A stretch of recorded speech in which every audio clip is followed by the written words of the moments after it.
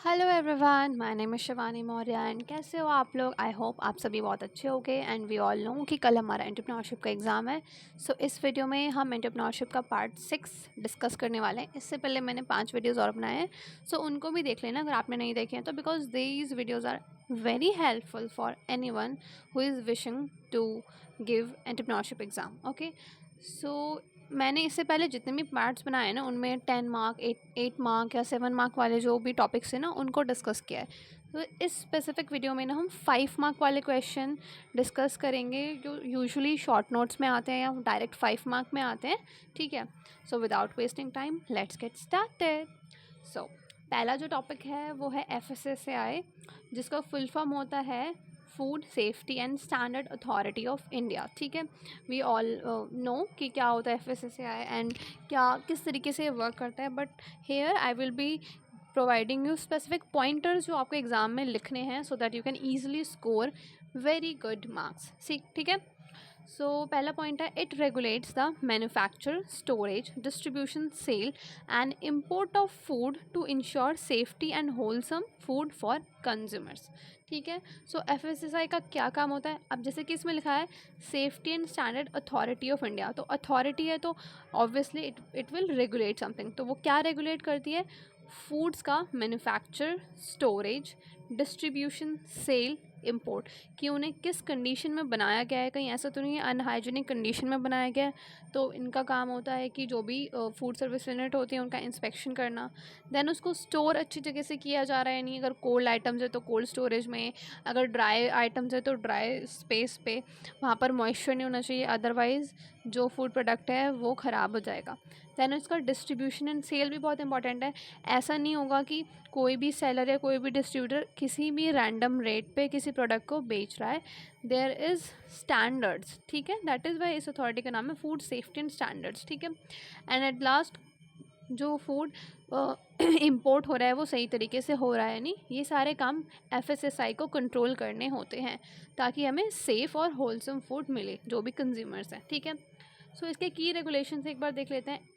क्या क्या की रेगुलेशंस होते हैं, क्या क्या मेन काम होते हैं बेसिकली इसके। जो भी फूड बिजनेस है उनकी लाइसेंसिंग एंड रजिस्ट्रेशन। कोई भी food business without registration and without licensing अगर फूड बेचता है that is completely illegal and उसके ऊपर चार्जेस क्लेम होंगे। ठीक है, food safety management system based on HACCP principles. ठीक है, ऐसे मैनेजमेंट सिस्टम रेगुलेट हो रहे हैं जो HACCP which is hazard control procedures होते हैं वो, इसको भी हम पढ़ेंगे, इसका भी शॉर्ट नोट आता है, तो इसको मैं थोड़ा नेक्स्ट वीडियो में एक्सप्लेन करूँगी। अभी जो ज़्यादा रिलेवेंट टॉपिक्स हैं ना, मैं उसको डिस्कस कर रही हूँ। ठीक है, food safety management system based on HACCP principle. Then labelling standards, कि जो लेबल्स हैं वो सही से लगाए गए हैं या नहीं। वी ऑल नो लेबल्स में क्या होता है, न्यूट्रिशन फैक्ट होता है और भी बहुत सारी इन्फॉर्मेशन होती है रिगार्डिंग द फूड प्रोडक्ट। तो वो जो इन्फॉर्मेशन है वो सही है या नहीं। ऐसा तो नहीं है कि किसी फूड प्रोडक्ट में विटामिन ए का प्रेजेंस नहीं है, स्टिल वो मैंशनड है।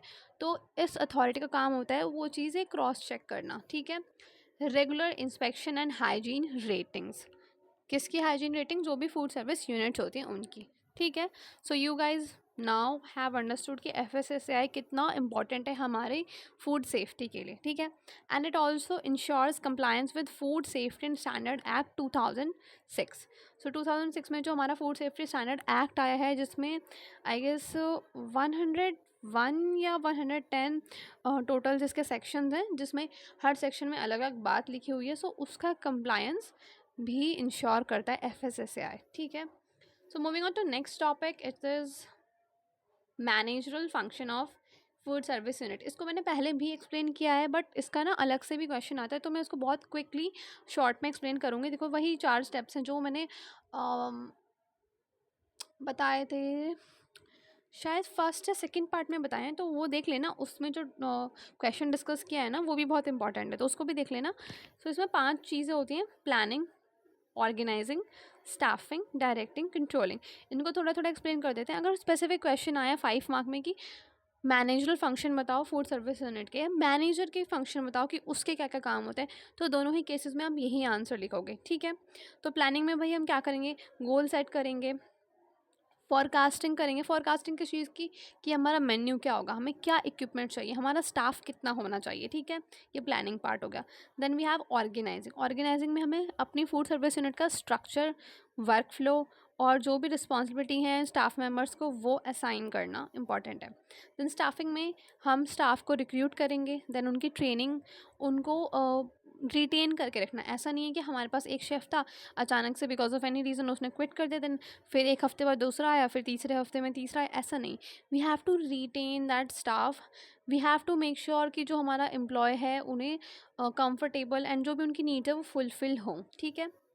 डायरेक्टिंग में हम जो भी हमारा स्टाफ रहेगा उसको सुपरवाइज़ करेंगे, मोटिवेट करेंगे फॉर स्मूथ ऑपरेशन। कभी कभार देयर आर टाइम्स कि बिकॉज ऑफ सम इंसिडेंट्स जो स्टाफ होता है वो डीमोटिवेट हो जाता है, तो एक अच्छे मैनेजर या अच्छे ओनर का काम होता है कि वो अपने स्टाफ को मोटिवेट भी करता रहे एंड साथ ही साथ वो उसे सुपरवाइज़ करे, गाइड करे, ठीक है। Then last is controlling. Sometimes सिर्फ प्यार से समझाने से बात नहीं होती, you have to maintain, you have to control the things.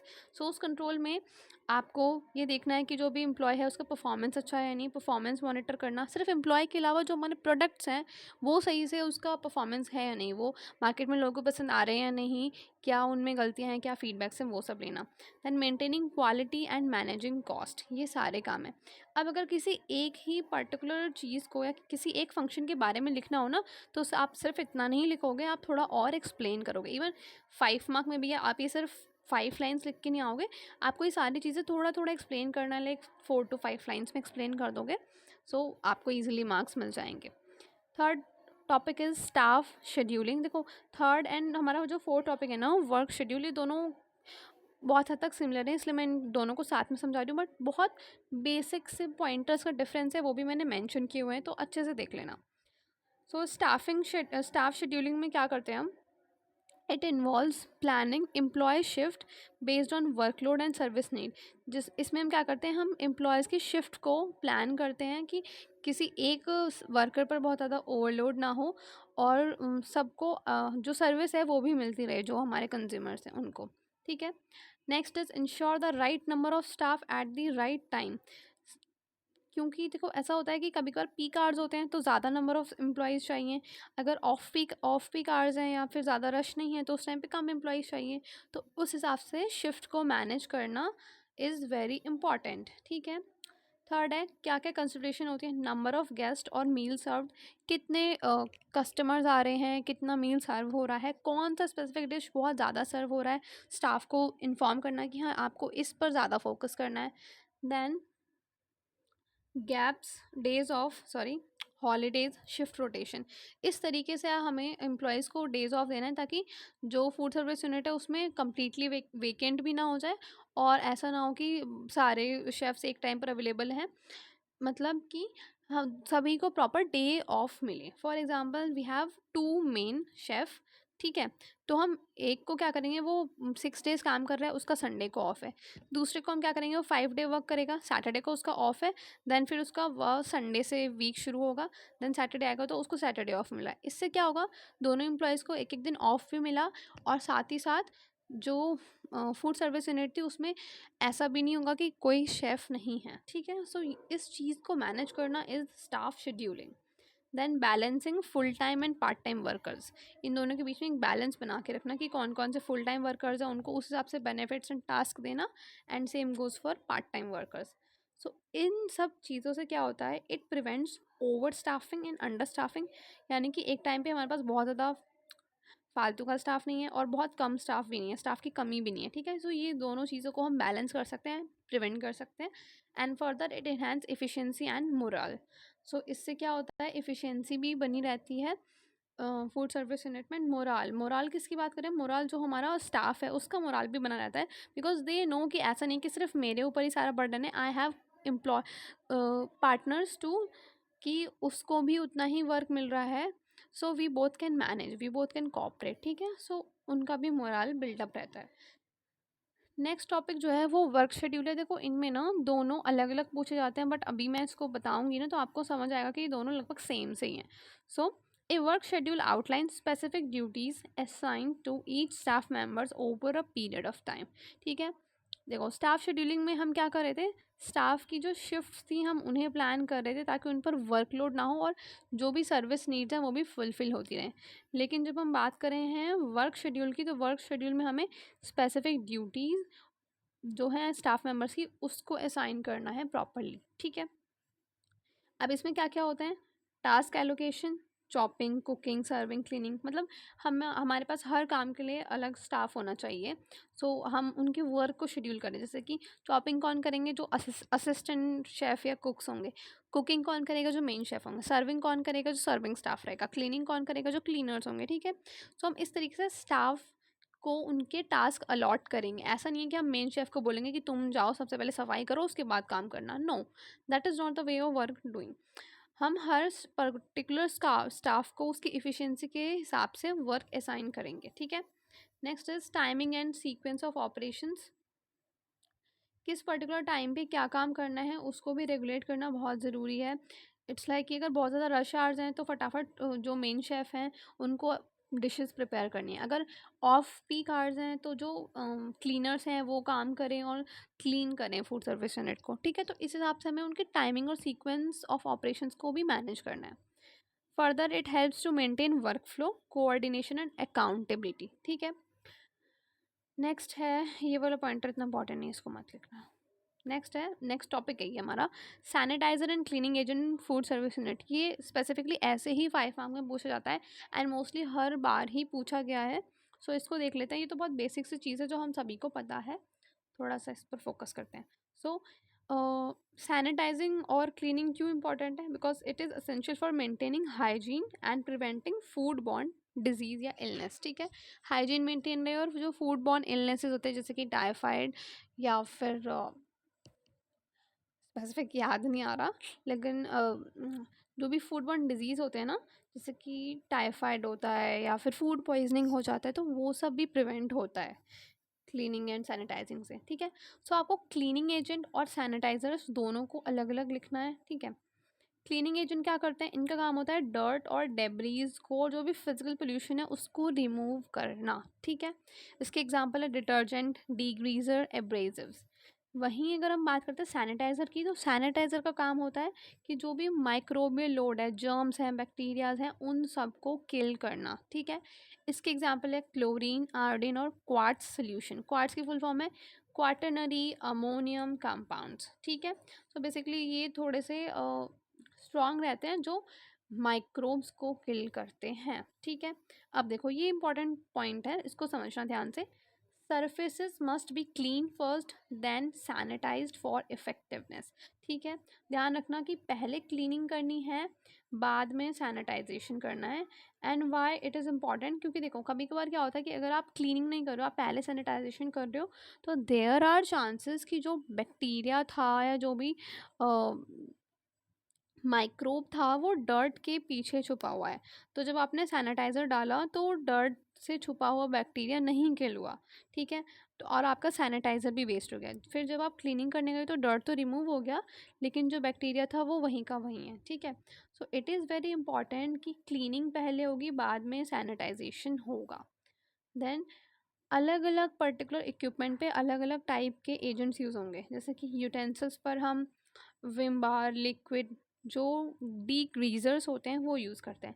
Then equipment के लिए हम अलग चीज़ यूज़ करते हैं। सरफेसेस और फ्लोर्स के लिए हम लाइजोल्स होते हैं, ऐसे जो इक्विपमेंट्स होते हैं वो यूज़ करते हैं, ठीक है। सो डिफरेंट इक्विपमेंट या डिफरेंट यूटेंसिल के लिए हमारे पास डिफरेंट क्लीनिंग एजेंट और सैनिटाइज़र होता है, हमें वो यूज़ करना चाहिए। Then we have equipment maintenance in food service unit, the last topic of the video. So equipment maintenance किस तरीके से ज़रूरी है वो देख लेते हैं।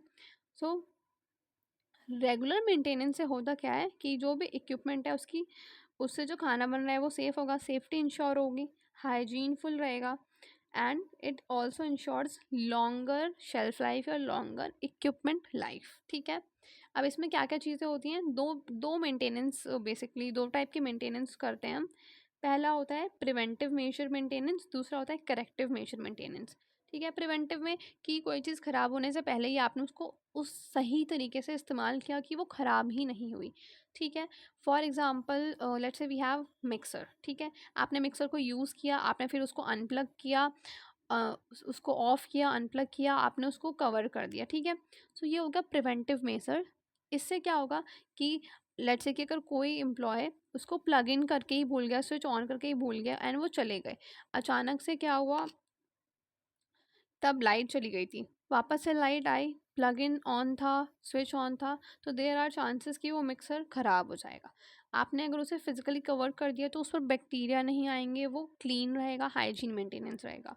तो ये तो हो गया प्रिवेंटिव मेजर, ठीक है, कि हमने अपने इक्विपमेंट को इतने अच्छे से इस्तेमाल किया, उसका इतने अच्छे से केयर किया कि वो जल्दी ख़राब ही नहीं होगा। तो आपने क्या किया, शेड्यूल चेक किया कि हमने उसको यूज़ करने के बाद सही से बंद किया या नहीं, क्लीनिंग फ़िल्टर्स आपने लगा दिए, आपने यूज़ किया, आपने उसको कवर कर दिया, तो आप उसको फिज़िकल डर्ट से बचा पा रहे हो, ठीक है।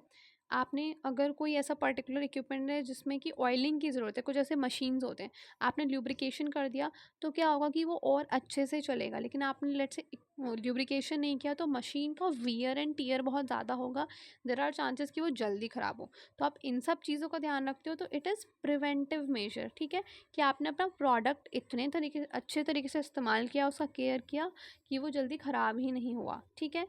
अब नाउ सेकंड कंडीशन इज़ कि करेक्टिव मेजर, अब वो ख़राब हो गया बिकॉज ऑफ एनी रीज़न, पुराना हो गया था या अचानक से कुछ ग्लिच हो गया, ब्लास्ट हो गया, कुछ भी हो गया, तो आप वो ख़राब हुआ, तुरंत आपने उसको रिपेयर करा दिया, रिपेयर आफ्टर ब्रेक डाउन, ठीक है।